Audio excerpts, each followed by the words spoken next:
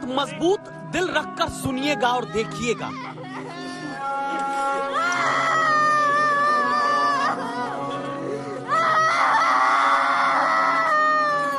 एक रोती हुई माँ और दिलासा देते पिता के बीच माँ की गोद में 12 दिन की वो बच्ची है जो वर्षों बाद इस परिवार में खुशियां लेकर आई।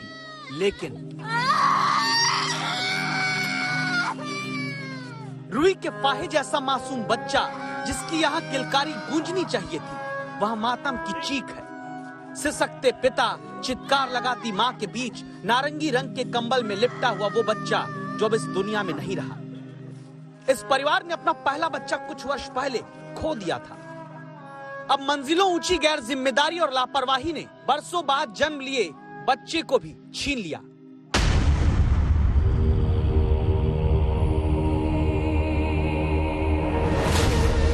कुछ ही पल में मध्य प्रदेश की राजधानी भोपाल में यह परिवार अपनी खुशियों के छिन जाने के दर्द को समेटे यहाँ से जाने लगा।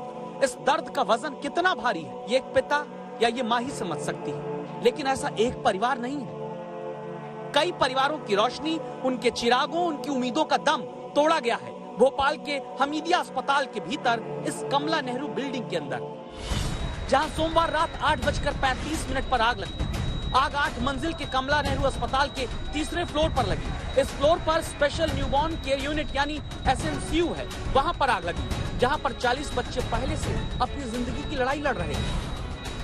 दावा हुआ कि आग लगने के बाद 40 में से 36 बच्चों को किसी तरह बचा लिया गया, लेकिन मंगलवार दोपहर तक भोपाल के सरकारी अस्पताल में लोग अपने बच्चों की जिंदगी की सलामती जानने के लिए बेचैन भागते मिले, कभी तस्वीर दिखाते, कभी गुहार लगाते।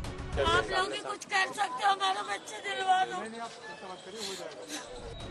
आग लगने पर अस्पताल के भीतर ऐसी आपाधापी मची थी कि आमिर रात भर अपनी पत्नी तरन्नुम को लिए दौड़ते रहे। इनका बच्चा 4 दिन का था, सांस लेने में तकलीफ हुई, इसलिए न्यूबॉर्न केयर यूनिट में रखा था। रात में उसी यूनिट में लगी आग के बाद उठे धुएं ने 4 दिन के नौनिहाल की सांसें रोक दी। बुरी खबर आमिर को बहुत तरसा के तड़पा कर मिली। दस्तक देकर आपको ये जानना जरूरी है कि आखिर जहां बच्चों को सीने से लगाकर घर वाले इस भरोसे पर आते हैं कि इलाज होगा, सुरक्षित इलाज होगा, बच्चा स्वस्थ आएगा, वहां इतनी लापरवाही कैसे कि सिस्टम खबर दे कि तुम्हारा बच्चा अस्पताल के भीतर आग लगने के बाद दम तोड़ चुका है। भोपाल के हमीदिया अस्पताल कैंपस के भीतर उसी कमला नेहरू अस्पताल की बिल्डिंग को निहारते ये दिव्यांग विक्रम सिंह यादव हैं, जो अस्पताल की आग में अपनी बेटी को बचाने के लिए दौड़ पड़े थे। आग और धुएं ने उस बच्ची को बचने ही नहीं दिया। मैंने वहाँ देखा था, पूरा धुआं था, वहीं फंसा था और गेड़ी थे, इस गेड़ी से मैंने खिड़कियाँ तोड़ी, मेरी बच्ची वहीं थी और बच्ची का वो धुआं के कारण से खत्म भी हो गया। अभी मध्य प्रदेश और इससे पहले महाराष्ट्र, गुजरात समेत देश के कई राज्यों में पिछले अगस्त से अब तक सिर्फ अस्पतालों में ही आग लगने से 115 लोग जान गंवा चुके हैं।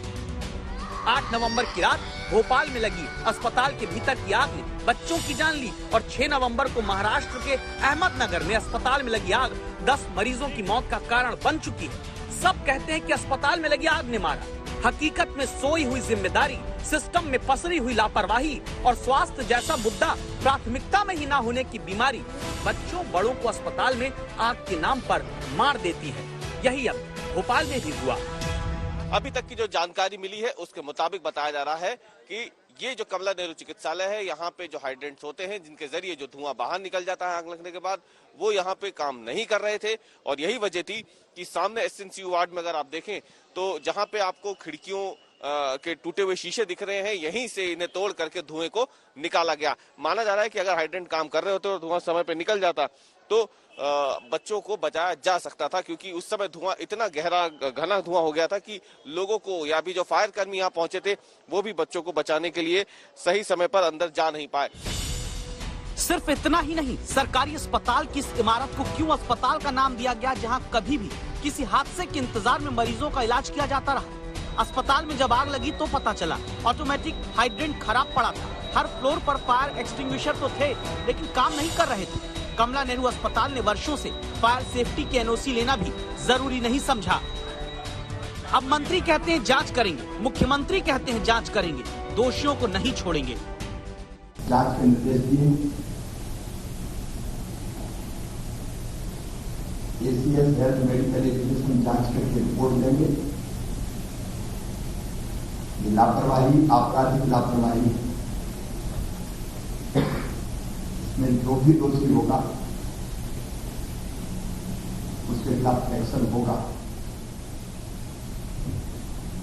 हम इसको आसानी से नहीं ले सकते। फायर एनओसी थी कि नहीं? देखिए, ये जांच का विषय है और मैं फिर कहूंगा जांच के बाद जो भी दोषी होंगे उन पर सख्त कार्रवाई होगी। इसमें किसी को बख्शा नहीं जाएगा और ये भी सुनिश्चित किया जाएगा कि इस तरह की घटनाओं की पुनरावृत्ति ना हो। अब सुनिश्चित करने चले, पहले क्या कर रहे थे? पहले सुनिश्चित किया होता तो शिवानी, इरफाना, शाज़मा और रचना के वो कलेजे के टुकड़े अस्पताल की आग में नहीं मरते, जिन बच्चों का नाम तक अभी घर वालों ने नहीं रखा था, जिनकी पहचान अब तक सिर्फ उनकी मां के नाम से थी। अस्पताल में फायर सेफ्टी के नाम पर अंधेरगर्दी कितनी चल रही थी, गवाही मिलती है नगर निगम भोपाल में फायर सेफ्टी अधिकारी केएस परिहार से।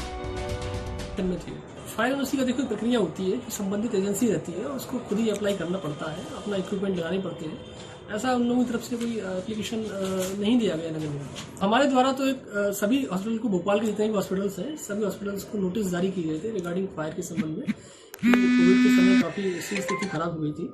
तो जितना भी फायर इक्विपमेंट वगैरह है, फायर एनओसी है, इसके बारे में आप लोग अपने हॉस्पिटल्स में, अपनी बिल्डिंग्स में उपकरण लगवा लें और फायर एनओसी नियमानुसार नगर निगम भोपाल से प्राप्त कर लें।